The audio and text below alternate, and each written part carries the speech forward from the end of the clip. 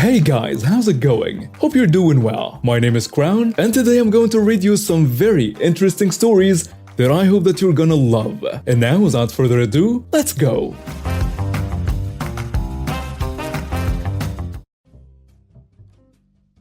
Not my story, but my father's. Took place in the early 2000s.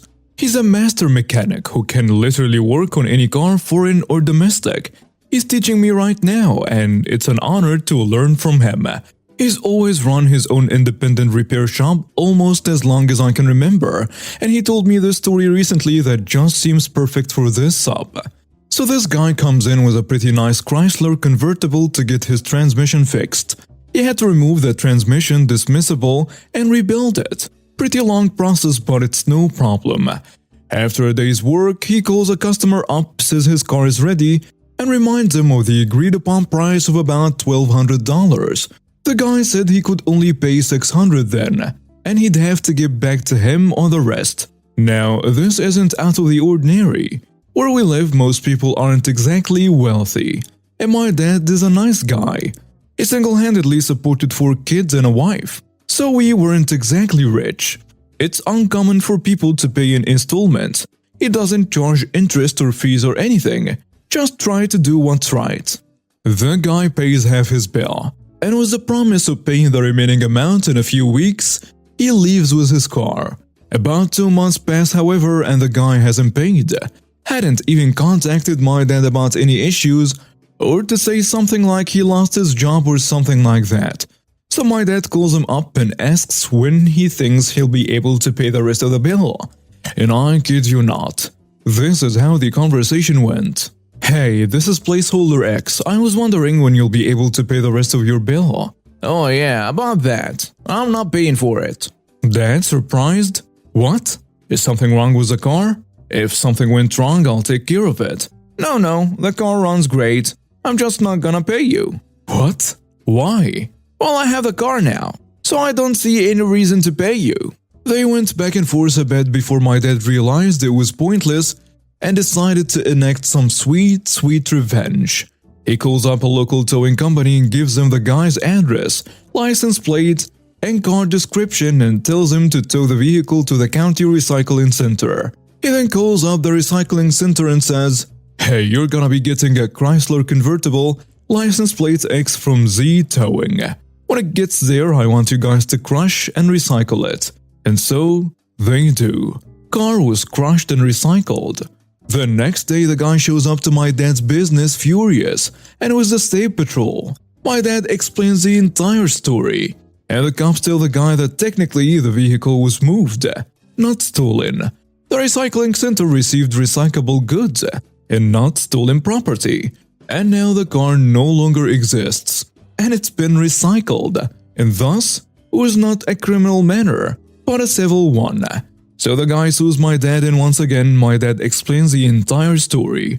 And amazingly, the judge says the same thing as the troopers, and dismissed. It sounds almost unbelievable, I know, but it just seems so illegal. But if a judge rules in his favor, it's gonna have some merit by a technicality or something. Granted, this was maybe 15 years ago, so the laws could have changed since.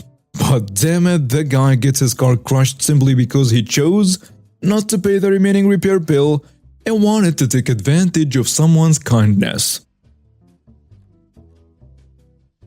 For context, I work at a theme park which is opening a new attraction area at the end of May. Employees and family get to experience prior to the public opening. This was the day I went with my mom. My husband and kid were meeting us later. My mom and I are in line to her favorite ride, and we were telling each other how excited we were to experience the new area of the park. For context, the tickets give you a few hours exploring this area at a designated time, but you can enjoy the park earlier in the day. Well, an entitled mom and her demonic brat hear us. And it all starts with the entitled kid asking me, "You're getting into the new area?" Yes? "I want to go, mommy." He repeats this mantra several times in a high-pitched voice, dripping with entitlement. Kid looked to be like 10. I say it's only for the employees for now. "You will take my baby to the new attraction. That is final." His entitled mother orders me. Mom tells her, "Ma'am, it's for employees and their families only. Please leave us alone." How dare you use that tone with me, you old hag? Another kid gets into full tantrum mode. Make them take me, mommy. I want to go to the new attraction. I tell her, "Do not talk to my mother like that." And she gets in full Karen mode. You will do as I say, or I will complain about the way you are treating us to your manager. You don't know my name or where I work. Leave us alone, witch. How rude you are. Your mother raised a jerk. Mom tells her, "I have had enough of your rudeness." At this point, we try to just leave the line. My purse was attached to my left shoulder, resting at my right hip. This Karen grabs my purse and tries to snag it away. I literally am stopped by the entitled Karen and I demand she let go. She started the tug of war with my purse as she yells and screams for me to give her the tickets for the new attraction. Someone then calls an employee over from the line. "What's going on here?" The employee asks. This witch stole my purse and my tickets for my son and I to see the new attraction. "That's not true. She's trying to steal my purse." I say, I want to go to the new attraction, mommy. Make them take me. Then my mom says my daughter is telling the truth. Give me my purse. Alright, we called security and they will deal with this. The employee says, because of that witch we were taken to an area so that they can get information. It was not just a security officer, but law enforcement dealing with this issue. Karen does not seem so confident now, but she still keeps demanding my purse. The security took my purse and her brat just kept whining and crying demanding to go to the new attraction. We are in a small room and the cop opens the purse. I thankfully had my ID for work and my driver's license in my purse. I also opened my pen on my cell phone and showed him my reservation for this new attraction, which proved the purse and tickets were mine. Karen goes ballistic and tries to attack me while screaming like a rabbit-filled animal. The cop reached over and grabbed her shirt trying to stop her, and her shirt tripped a little. She has an epic meltdown and we all stare at her in disbelief. Assault! Harassment! These people want to assault me! Help! The cop tells her, calm down, ma'am. Nobody is trying to assault you here. Nobody is trying to hurt you. You want to assault me? The cop says, everybody beside this lady please leave. Security pulled the crying kid out while I picked up my things from the table and left. My mom and I are sent into another room to write a report and to be questioned. I was also interviewed by security about my role in this. If I had any responsibility, it took 2 hours to do the paperwork and interviews. And for Karen, she had a meltdown like a 2-year-old. She had to be tased several times. She was arrested and banished from the park. Finally, the kid was taken to a nearby police station with his crazy mom. The following day, I worked and the security was checking IDs for employees and told me about what happened. Anyways, we ended up being late for our time at the new attraction. We lost 15 minutes thanks to that psycho lady. I have never experienced anything like someone so mental. Her kid acted 3 instead of 10. It was insane. We had fun though, but it was really terrifying that people like this Karen existed. She was also charged with assault on an officer, attempted theft and some other things. I would rather forget this. This happened a few days ago and I'm still shocked a grown woman can feel so entitled.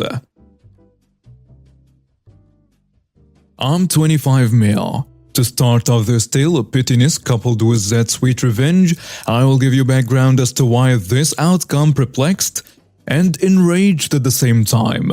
I have lived on my own for a while now and therefore have furnished the houses I live in. That means bathrooms, living rooms, bedrooms, kitchens, cleaning supplies and so on. When I moved into this new abode, I was no longer renting the entire house, just the master bedroom and the garage. The other rooms are rented by college students, ages 18, 34 and 63.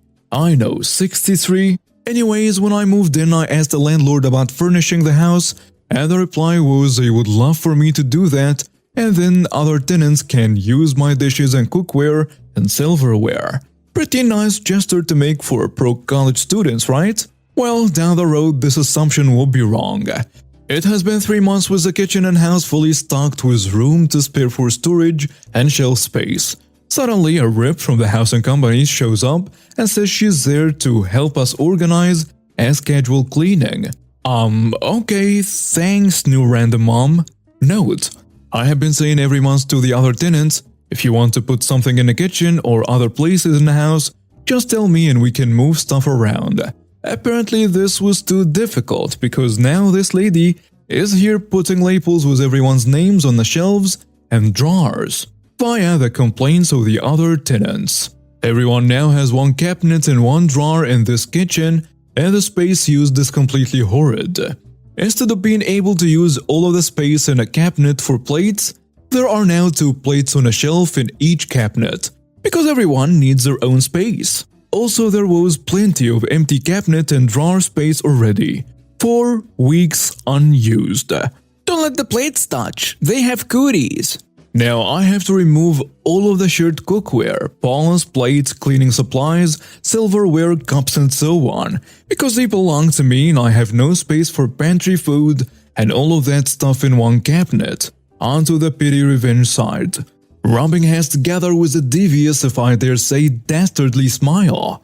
Well, since you children needed to have your space defined and labeled, and you seem to take for granted the fully stocked kitchen and household I have provided, let us now see how you like to have none of those things. The anticipation was almost too much to bear. Joined by the rage inside, it was almost as good as some types of drugs. So I used to work third shift at a carpet warehouse in northwest Georgia. This area is known as the carpet capital of the world.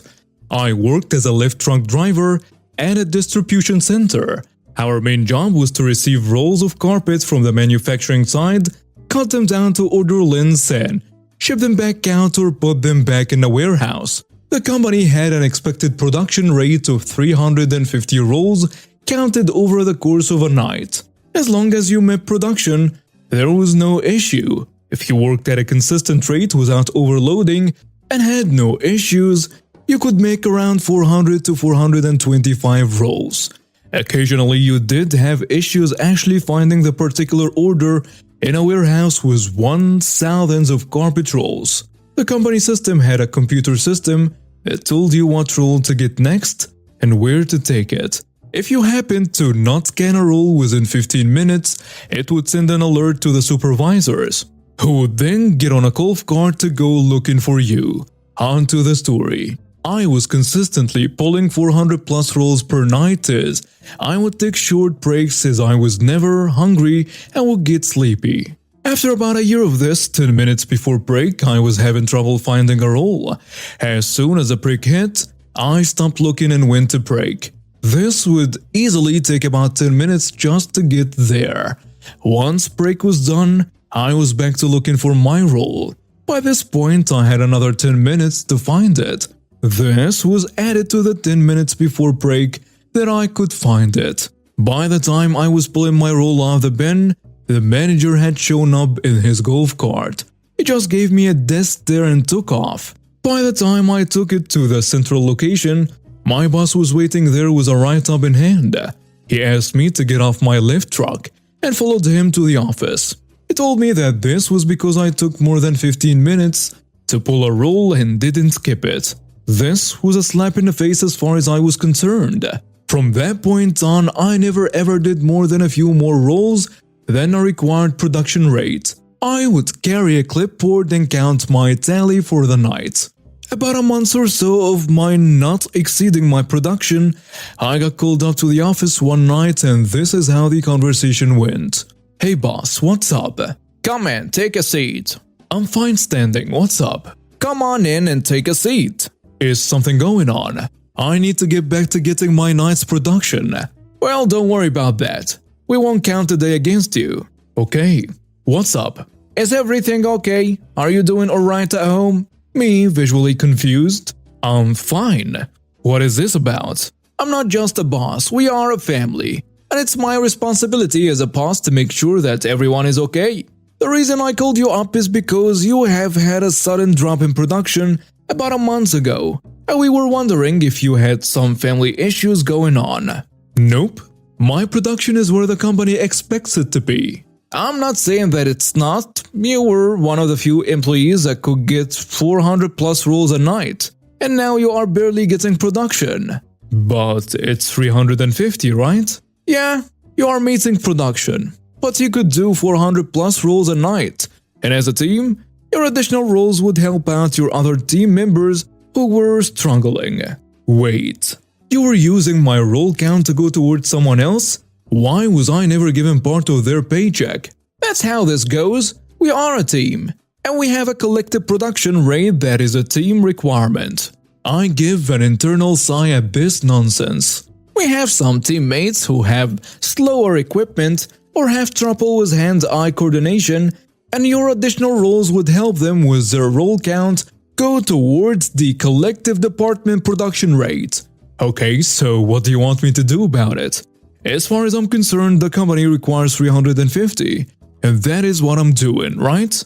Can you tell me why is it that you dropped all of a sudden? Fine, let me take a seat. I pulled my wallet and started to pull out the signed write-up that he gave me a month ago. I slid it over to him.